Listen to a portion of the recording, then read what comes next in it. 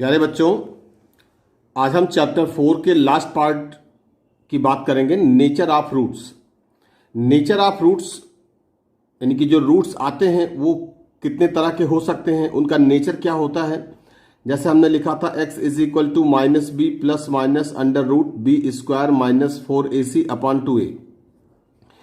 तो इसमें जो कंडीशन होती है कि if B square minus 4ac is greater than 0 means two distinct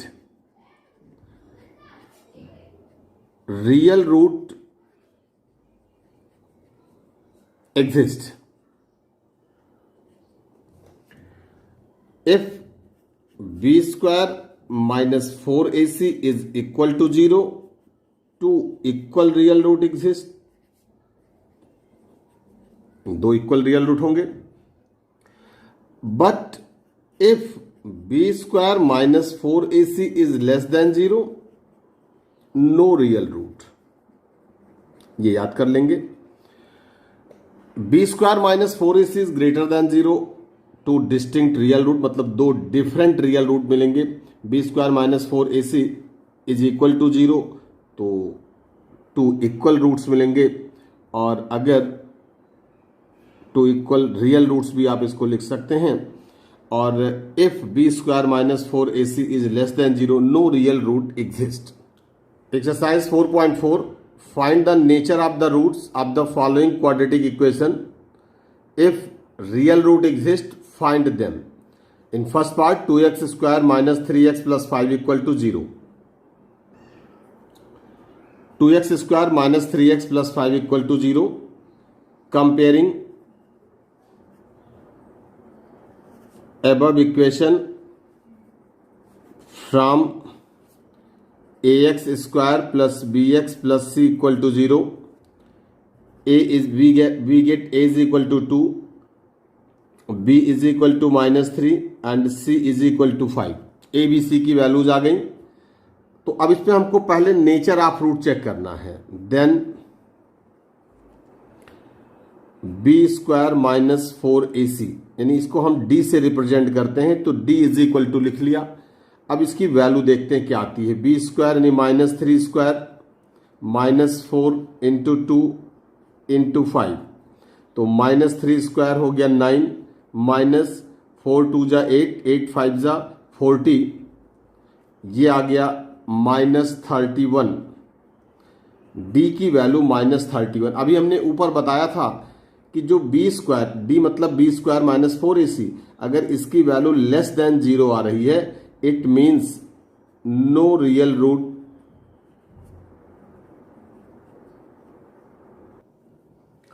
For the equation, जो गिवन इक्वेशन है उसके लिए कोई रियल रूट नहीं एग्जिस्ट करेगा.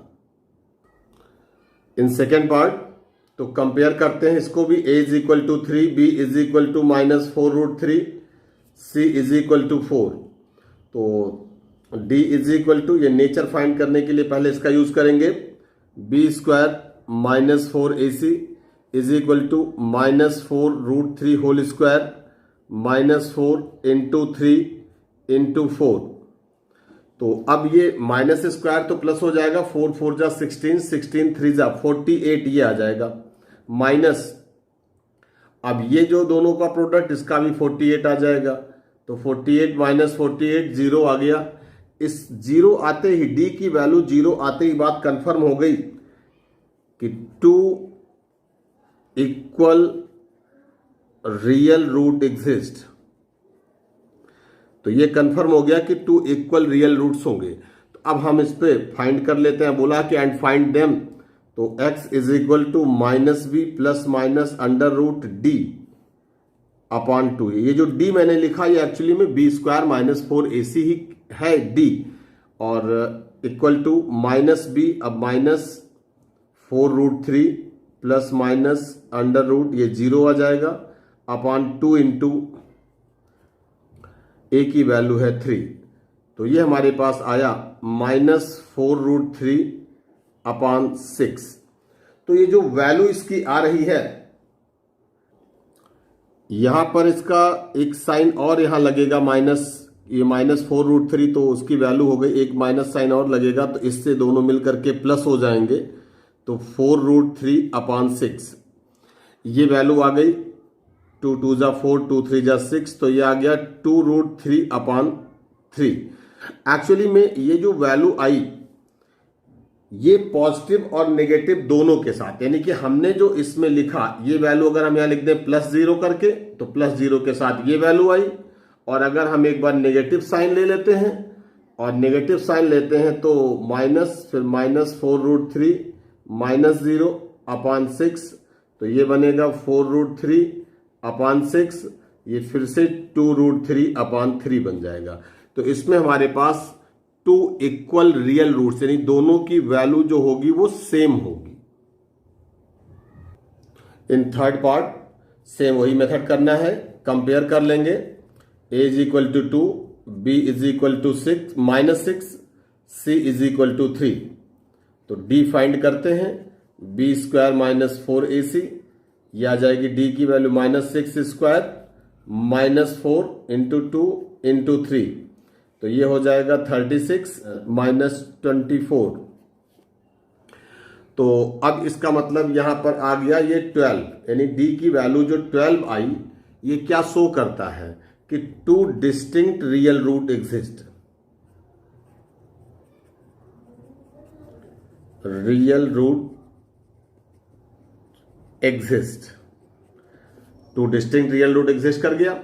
अब इसके बाद में फाइंड कर लेते हैं, तो x = -b ± रूट, हम यहां पर हम d भी लिख सकते हैं डायरेक्टली, /2a, ये जो वैल्यू आएगी माइनस, एक बार लगा देते हैं, -6 ± √12/2 × 2, a की वैल्यू 2 हो जाएगी, ये हो जाएगा 6 ± √12/4।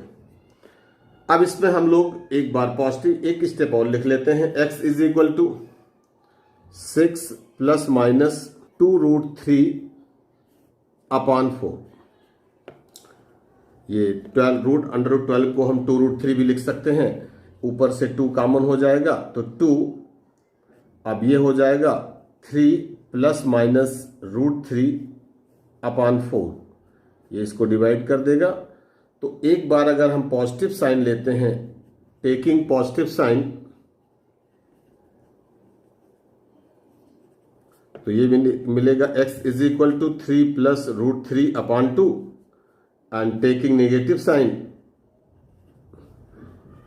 क्वाड्रेटिक इक्वेशन में 2 रूट्स आते हैं और पॉजिटिव नेगेटिव लेने पर दोनों आ जाएंगे, 3 - √3/2, ये हमारे पास इसके 2 रूट्स आ गए। क्वेश्चन नंबर 2 इंपॉर्टेंट क्वेश्चन है, find the values of k for each of the following quadratic equation so that they have 2 equal roots. Equal root की कंडीशन दी गई है। इक्वल रूट कब होता है? b² - 4ac = 0। यहां से हम a, b और c कंपेयर करेंगे, k की वैल्यू आ जाएगी।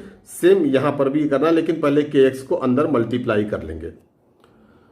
इसको कंपेयर कर लेते हैं, तो ये आ जाएगा a = 2, b = k, c = 3। तो for equal root, equal real root, तो सब लोग जानते हैं b² - 4ac = 0 होगा। b की वैल्यू है k² - 4, a की वैल्यू है 2, c की वैल्यू है 3 = 0। k² = 24, इन सब का प्रोडक्ट 24 हुआ, उस साइड जाएगा पॉजिटिव हो जाएगा। k = +-√24, k = +-2√6, यानी k की 2 वैल्यू हमारे पास आ गई, +2√6 एंड -2√6। इन सेकेंड पार्ट इस kx को अंदर मल्टीप्लाई करेंगे, तो बनेगा kx² - 2kx + 6 = 0। तो कंपेयर कर लें फिर से, a = k, b = -2k, c = 6। इसमें भी condition for equal real root लगेगा, यानी फॉर इक्वल रियल रूट, तो b² - 4ac = 0, b² यानी कि -2k² - 4 k और फिर ये हो जाएगा 6 इज इक्वल टू 0, ये हो जाएगा 4k square minus 24k is equal to 0। इन दोनों में 4k कॉमन दिखाई दे रहा है, तो k minus 6 is equal to 0।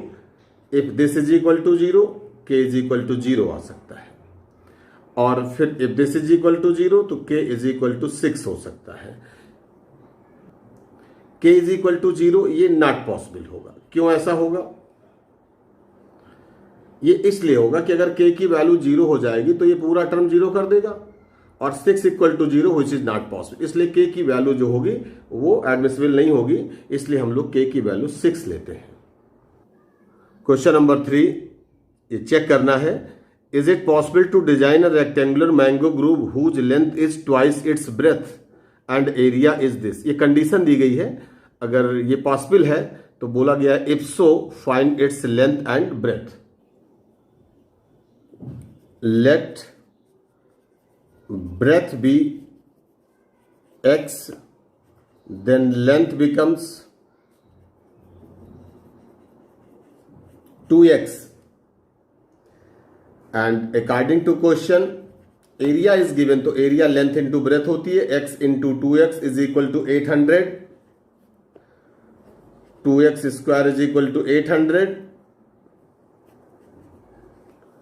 x square is equal to 400, x is equal two plus minus 20। अब यहाँ पे निगेटिव वैल्यू तो पॉसिबल नहीं है, इसका मतलब ये है कि पॉजिटिव वैल्यू पॉसिबल है, तो x इज इक्वल टू 20, ये पॉजिटिव वैल्यू ले लेते हैं, taking positive value. Negative value कभी लेंथ में नहीं लेते हैं। तो अगर x की वैल्यू 20 आ गई, इसका मतलब क्या हुआ कि it means breadth is equal to 20 and length is equal to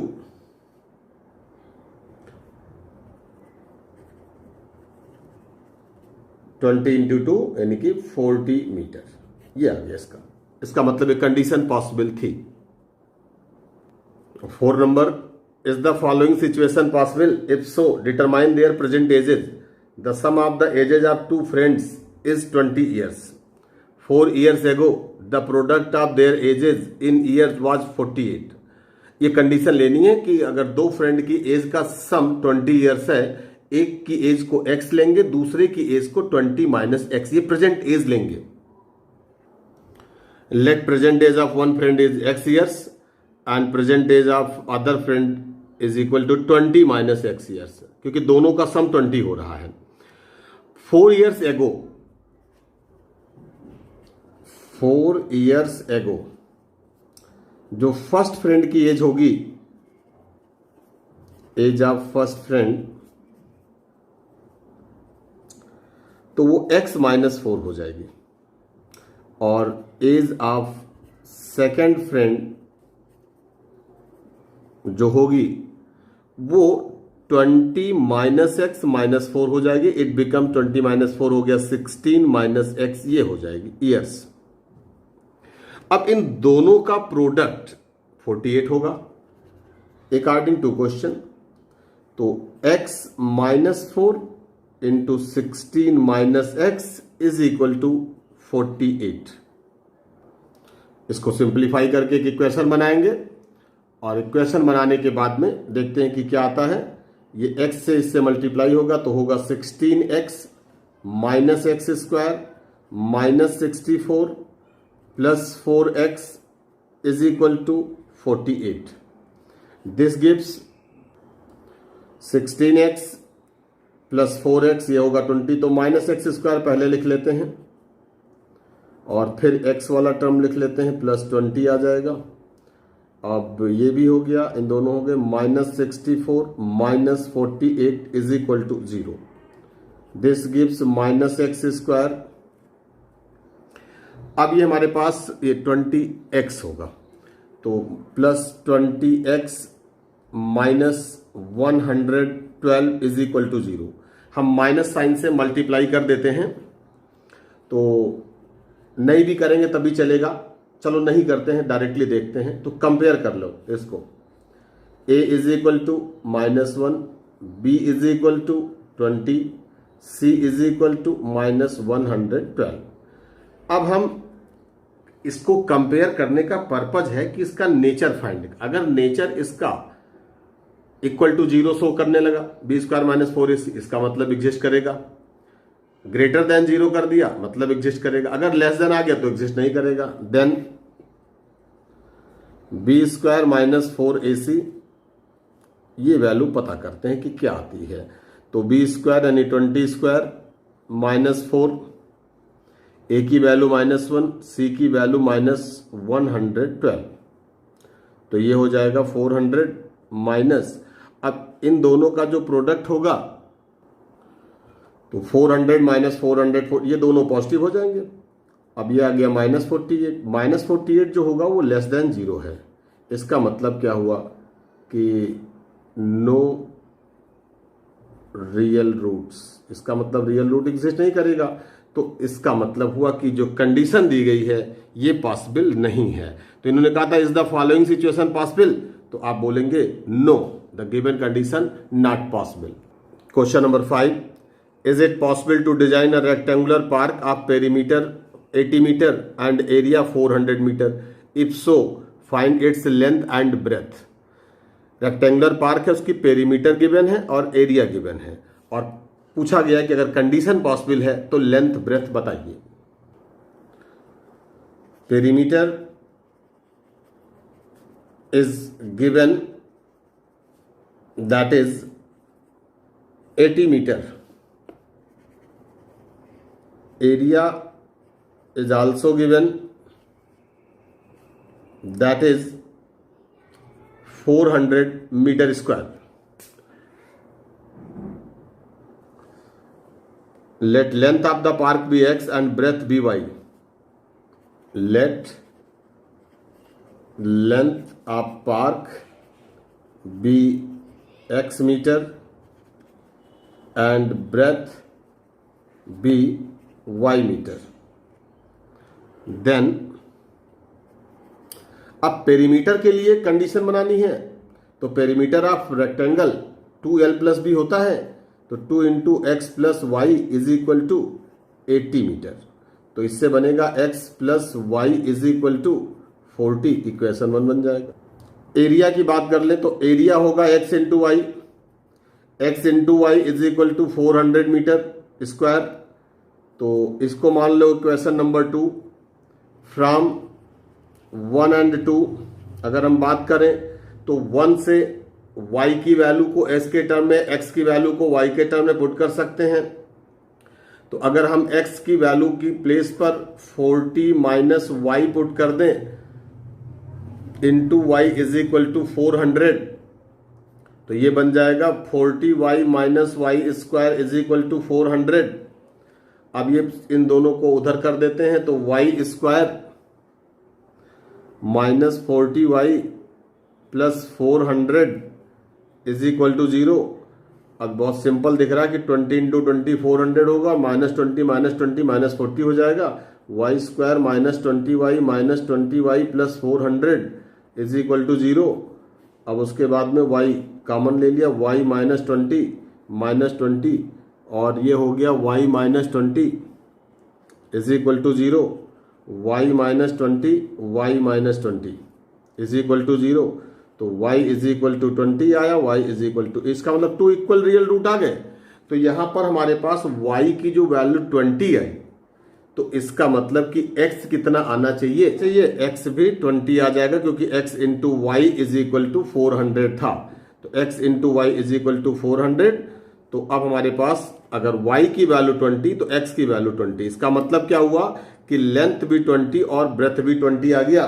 तो ये एक टाइप का स्क्वायर हो गया क्योंकि लेंथ और ब्रेथ दोनों इक्वल आ रहे हैं। तो फाइनली अब ये चैप्टर कंप्लीट होता है और इसके बाद नेक्स्ट वीडियो में हम अर्थमेटिक प्रोग्रेशन बताएंगे, chapter number 5। Thank you so much.